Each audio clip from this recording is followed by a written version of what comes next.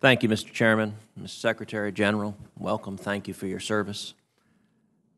Secretary Esper, the capability gap separating the United States and its competitors, Russia and China, has reached a troubling inflection point. Over the past 2 decades, for a whole lot of reasons, the U.S. military hasn't been able to match the rapid pace of Russian and Chinese military modernization. Both nations are reaching parity in some areas once dominated by the United States, such as field artillery, reactive armor, air defense artillery, electronic warfare, and anti-tank guided munitions.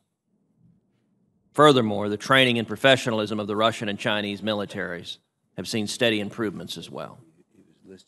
That's why the recently released National Defense Strategy explicitly directs the U.S. military to prioritize the threats emanating from Russia and China. The NDS will have far-reaching implications for how the U.S. military trains, equips, and postures its forces. Each of the services will play a significant role in the implementation of the NDS, which requires new and innovative ways of conducting joint operations. In light of the NDS, what does the Army see today as its primary mission? Our primary mission is to deploy, fight, and win the nation's wars, Senator. And as the National Defense Strategy is outlined in this era of great power competition, our focus is on high-intensity, near-peer threats, possibly Russia and China, or namely Russia and China. So that is our core focus. Now, in addition to that, the NDS outlines the need to, of course, protect the homeland, the need to preserve irregular warfare as a core competency, but those two strategic competitors are our primary focus.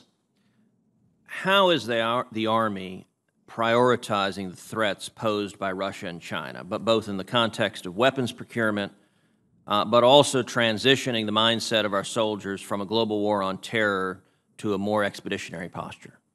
So we have moved to focus on high-intensity conflict in our home station training and our training centers, particularly the National Training Center. When I was there in November visiting and the 1st Cavalry was going through the training, they were actually facing scenarios that the Ukrainians saw in eastern Ukraine against the Russians, high-intensity, use of drones, etc. So training is one. With regard to materiel, as we've outlined today, there are 6 modernization priorities that we think, if fully exploited, will ensure our overmatch in the out years. So that's the second part of it. And again, we must, as the Chief spoke eloquently on earlier, continue to develop our leaders to make sure that they are prepared for the future battlefield and train the soldiers as well, so that they can fight along the entire spectrum of conflict, which may mean that they don't have access to communications, electronics, etc.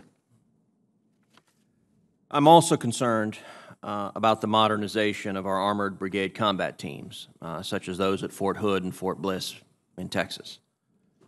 Technology such as active protection systems and reactive armor have failed to keep pace with where Russia is currently. I understand the Army has started fielding systems like Trophy before deploying to Europe. What is the status incorporating APS systems like Trophy on our armored vehicles such as the Bradley or the Stryker?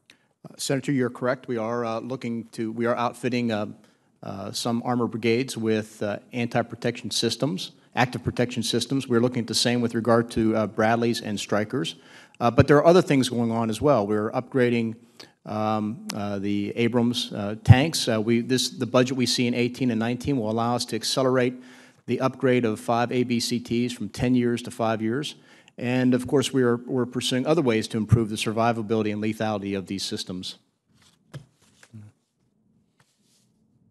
Additionally, how are you working to ensure that our armored formations incorporate technologies such as APS, FLIR, and other off-the-shelf technologies to keep pace with the threats that exist today? I would say, and I would defer to the Chief here as well, and this is one of the areas where the schoolhouses are looking at requirements for the future fight, certainly across functional teams, to make sure that we are incorporating whatever technologies are available to do that. Certainly with regard to communications, we have pivoted now to looking a lot more at commercial off-the-shelf technology that we could ruggedize. I've seen that already with regard to how we are outfitting the Stryker and Infantry Brigade combat teams. And it's the only way we're actually going to be able to keep up with the changing pace of technology in the communication sphere. General, anything to add on that? Yeah, in the seconds remaining, I would just tell you that we are actively upgrading our Bradley and Abrams formations. But as I mentioned earlier in a previous question, the Bradley and the Abrams came into service when I was commissioned as a second lieutenant.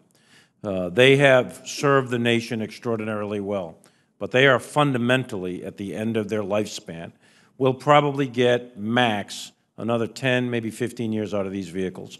We have maxed out their weight, the technological upgrades that we can do. So hence the modernization program of a next-generation combat vehicle. But we are aggressively upgrading Abrams and Bradley and Stryker in all of our formations throughout the Army, and I'm very confident that those weapon systems will continue to serve us well, even against a Russia or China in the near term, because, you know, armies don't go to war. Nations go to war. And armies don't win wars. Nations win wars. And we go as part of a joint force. So it's not just the Army. It's the Army with the Marines, the Navy, the Air Force, the CIA, and so on and so forth. And it's the synergistic effect of all that combat power in time and space against the opponent, whether it's China, Russia, no matter what the country. That's what brings victory or defeat. We do know that decision in war happens on the ground. We know that because war is part of politics, people live on the ground, and so on. So it's important. The Army's contribution to that piece is critically important, that we have a decisive conventional capability that can conduct campaigns over extended periods of time to do combined arms maneuver and defeat the armies of the opponent, and then to take control of the landmass from the enemy army. That's the fundamental task of any army, and that's our task as well. We're confident in our current capabilities. We're confident in our current systems relative to Russia, China, or anyone else for that matter. But we are keenly aware of the modernization programs of both Russia and China right now, and we are keenly aware that we need to shift gears rapidly into the modernization in order to make sure that we don't have parity or that they don't close the gap or cross the gap. We want a military across the board to be unbelievably lethal and unbelievably dominant so that no nation will ever challenge the United States militarily. That's what we want. Thank you, gentlemen.